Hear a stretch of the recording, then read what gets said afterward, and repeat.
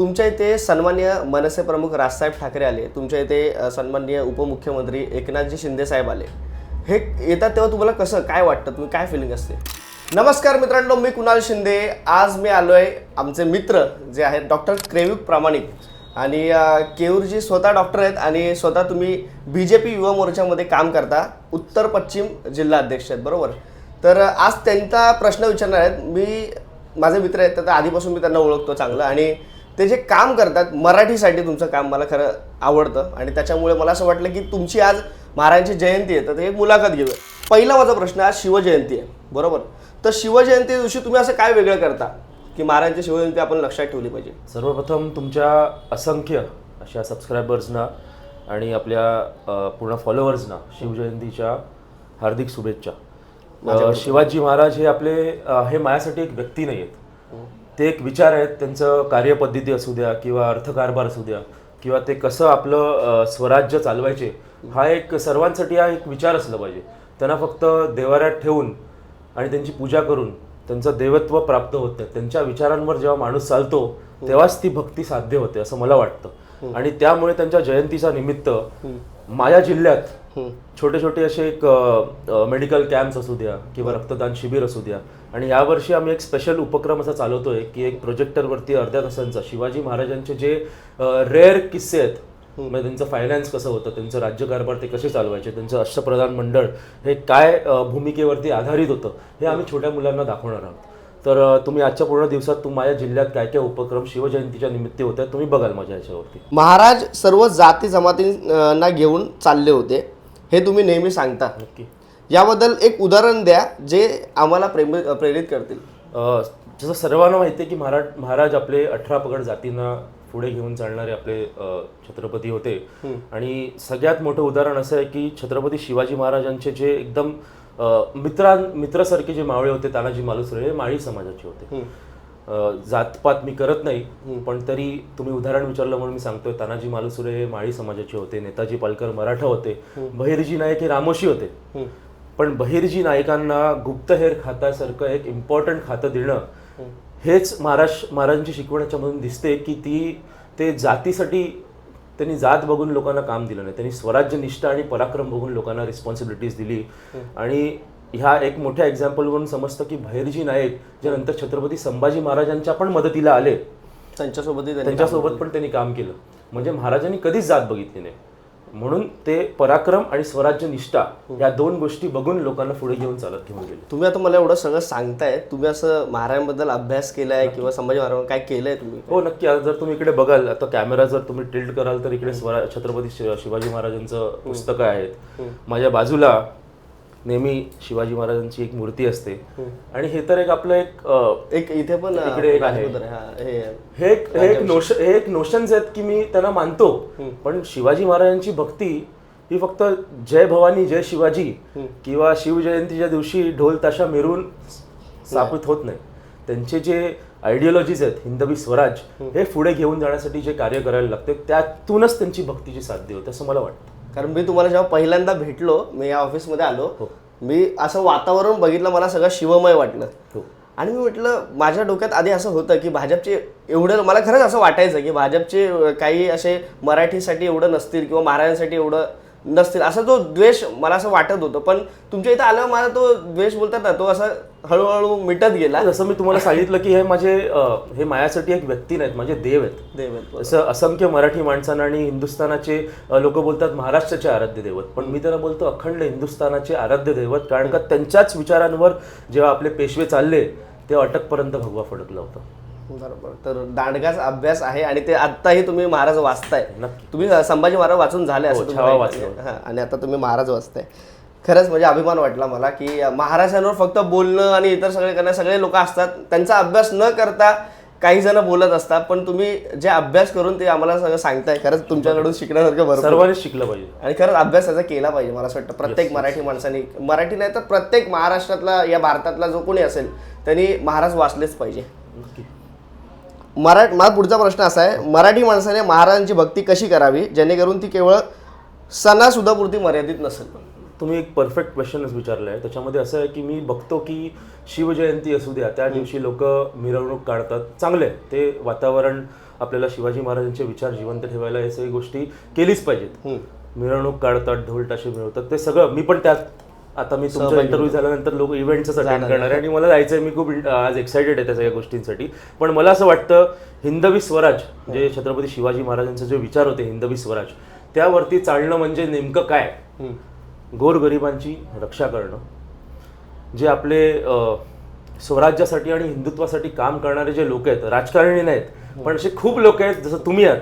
तुम्ही राजकारणात कोणत्या एका पक्षाशी संबंधित नाहीत पण तुम्ही मराठीसाठी काम करतात.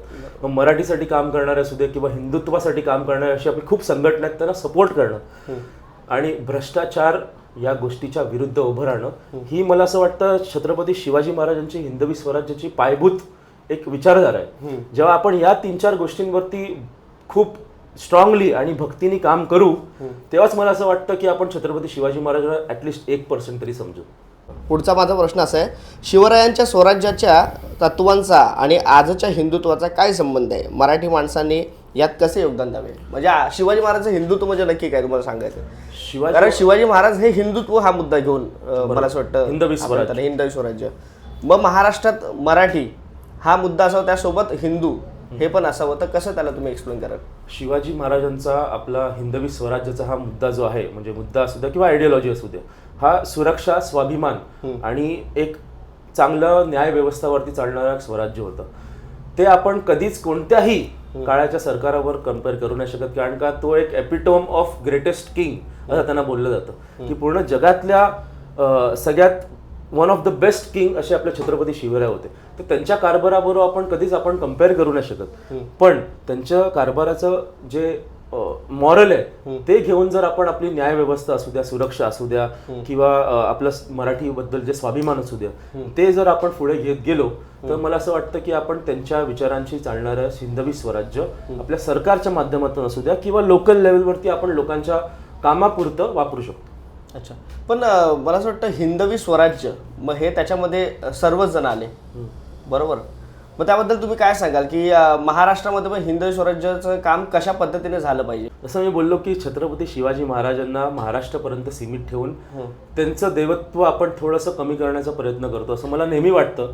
मला असं खूप ठाम मत आहे की छत्रपती शिवाजी महाराज हे अखंड हिंदुस्थानाचे आराध्य दैवत आहेत.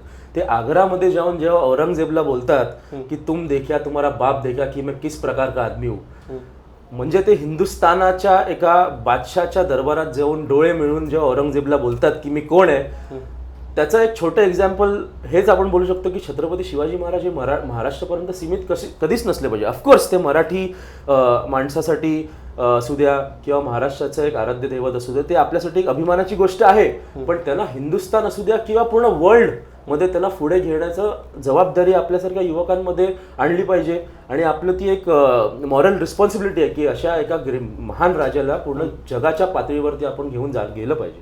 पुढील प्रश्न माझा असा आहे, मराठी माणसाला मराठी भाषा जपण्याचं भाजप पक्ष मुभा देतो का, की इथे फक्त हिंदू हीच भूमिका पाहिजे? मराठी पण एक हिंदूच आहे आणि मला असं वाटतं की हिंदुत्व जपताना आपल्याला आपल्या प्रादेशिक जी भाषा आहे मराठी त्याचा पण अभिमान बाळगलाच पाहिजे. जर कोण दादागिरी करून आपल्या भाषेचा अपमान करत असेल तर त्याला त्याची जागा दाखवलीच पाहिजे हे मी मानतो. पण मला असं वाटतं की भाषेचा आदर केल्यानंतर हिंदुत्वासाठी पण काम केलं पाहिजे. जेव्हा आपण छत्रपती शिवाजी महाराज की जय बोलतो त्याच्यानंतर आपल्याला जय श्रीराम पण म्हटलंच पाहिजे, कारण का शिवाजी महाराजांच्या पण पूर्ण काळात. पण आधी मग काय असेल, शिवाजी महाराजांचा विजय असं असेल की जय श्रीराम? माझ्यासाठी छत्रपती शिवाजी महाराज की जय असणार आणि त्याच्यानंतरच जय श्रीराम असणार, कारण का जर शिवराय नसते तर आपले मंदिरं पण नसते. ज्या माणसांनी आणि ज्या विचारांनी आपले देवालय वाचवले तोच माझ्यासाठी पहिलं देव. म्हणून माझ्यासाठी छत्रपती शिवाजी महाराज की जय पहिलं आणि त्याच्यानंतर जय श्रीराम, आणि त्यात मला काहीच शंका नाही. बरं, म्हणजे मराठी ही महाराष्ट्रात बोललीच पाहिजे, टिकलीच पाहिजे या मताचे तुम्ही आहात? नक्की. ज्या भाषेत ज्या राष्ट्रात आपण राहतो त्या भाषेचा अभिमान बाळगलाच पाहिजे. पण कोणाला जबरदस्ती करून बोललं जात असेल तर तुम्ही पण मला सांगा कोणाला आवडतं. जबरदस्ती नाही, जर कोण प्रेमाने बोलत असेल तर तो आपलाच आहे. आणि मला असं वाटतं जो पण महाराष्ट्रात येतो तो महाराष्ट्रीयन आहे, पण मराठी भाषेला चा त्याला अभिमान असला पाहिजे आणि त्याची रिस्पेक्ट त्यांनी केली पाहिजे. डिसरिस्पेक्ट कोणीच खपून घेणार नाही. कधी कधी मी जेव्हा BMC कार्यालयात जातो, आपल्या पी साऊथमध्ये असू द्या किंवा माझ्या जिल्ह्यातल्या कार्यालयात असू द्या, तिकडे मी बघतो की आपले मराठी माणसंच BMCच्या लोकांबरोबर हिंदीमध्ये बोलतात. ते नसलं पाहिजे. आपण जेव्हा स्वतःहून मराठीत लोकांबरोबर बोलू तेव्हा ते आपल्या भाषेला थोडंसं म्हणजे आपली पण कुठेतरी रिस्पॉन्सिबिलिटी आहे की जेव्हा आपण रिक्षामध्ये बसतो, जेव्हा आपण रिक्षामध्ये बसतो तेव्हा आपण हिंदीत का बोलतो की भैया इधर जाओगे क्या, मला तिकडे जायचंय, तू घेऊन चल. मला एक अगदी शेवटचा तुम्हाला प्रश्न विचारतोय, माझ्या मनातला आहे तो, आता या स्क्रिप्ट मधला नाही. तुमच्या इथे सन्माननीय मनसे प्रमुख राजसाहेब ठाकरे आले, तुमच्या इथे सन्माननीय उपमुख्यमंत्री एकनाथजी शिंदे साहेब आले, हे येतात तेव्हा तुम्हाला कसं काय वाटतं, तुम्ही काय फिलिंग असते? सर्व नेते जे आपल्या राष्ट्रासाठी आणि आपल्या महाराष्ट्रासाठी काम करतात, पण मुळात मी लहानपणापासून बाल स्वयंसेवक आहे, म्हणजे राष्ट्रीय स्वयंसेवक संघाचा मी स्वयंसेवक आहे लहानपणापासून. म्हणून लहानपणापासून माझे विचार हे एका विचारधारेला मांडणारा आहे आणि त्यासाठी मी भारतीय जनता पार्टी हा माझा लहानपणापासून आणि माझ्या जीवनाच्या लास्ट श्वासेपर्यंत मी भारतीय जनता पार्टीचा विचार मांडणारा कार्यकर्ता राहणार आहे. कारण का मी त्या विचारांची बरोबर माझी नाळ जुळली एक विषय त्यासाठी. कारण मी सन्माननीय राजसाहेब ठाकरे यांचे जे मराठीचे विचार आहेत ते मला अत्यंत प्रिय असतात आणि त्यांच्याबद्दल मी बोलतही असतो. तर मला असं तुम्हाला अजून विचारायचं, राजसाहेबांबद्दल कधी बरोबर तुमची कधी भेट किंवा काय अनुभव? हो, राजसाहेबांना मी 2-3 वेळा त्यांच्या घरी भेटलो. ते तुम्हाला असं कसं म्हणजे काय? त्यांचं जे आर्ट असू द्या, आर्ट प्रती त्यांचं प्रेम असू द्या, मराठी भाषेप्रती त्यांचं प्रेम असू द्या, किंवा छत्रपती शिवाजी महाराजांच्या प्रती त्यांचा जो दांडगा अभ्यास आहे. आणि जेव्हा मी राजसाहेबांना जेव्हाही भेटलोय ते एक डायनामिक त्यांचा ऑरा आहे. आणि जे व्यक्ती राजसाहेबांना भेटतात ते तुम्हाला हेच बोलतील की त्यांचा ऑरा एवढं डायनामिक आहे की तुमच्या तोंडातून एक शब्द नाही निघणार, एवढे डायनामिक ते एक लीडर आहेत. सगळ्यात मोठा पॉईंट जो मला त्यांचा आवडतो की त्यांच्या जेव्हा तुम्ही शिवतीर्थावर जाल तेव्हा छत्रपती शिवाजी महाराजांबद्दल खूप असे पेंटिंग्स असू द्या किंवा निश्चयाचा महामेरू त्यांना लिहून ठेवले, जेव्हा तुम्ही बघाल तर तुमच्या, आता मी बोलताना माझ्या अंगावरती शहार आहेत. तर जेव्हा ऑफकोर्स सगळे महाराष्ट्र सैनिक पण तिकडे जात असतील तेव्हा बघत असतील, पण जेव्हा ते दिसतं तेव्हा अंगावरती शहारे येतात. अजून काहीच बोलू नाही शकत मी या संदर्भात. खरंच सुंदर अनुभव आहे. आणि आमच्या गोरेगाव सारख्या प्रभावामध्ये तुम्ही एवढं सुंदर काम करतायत. असं नाही की फक्त भाजपचंच काम असेल किंवा काय, मराठी म्हणून जेव्हा मी बोलत असतो तेव्हा तुम्ही मला फोन करत असता, तुम्ही सांगत असता, इतर सल्ले देत असता आणि पक्ष इतर सगळ्या गोष्टी बाजूला ठेवून मला चांगला गायडन्स पण तुम्ही करत असता. त्याबद्दल खरंच तुमचं अभिनंदन, आभार. आज शिवाजी महाराजांच्या जयंतीनिमित्त दादांनी खूप चांगल्या पद्धतीने समजावून सांगितलं. भेटूया दादा परत कधी पुढच्या व्हिडिओमध्ये. तुर्तास थांबतो. जय हिंद, जय महाराष्ट्र.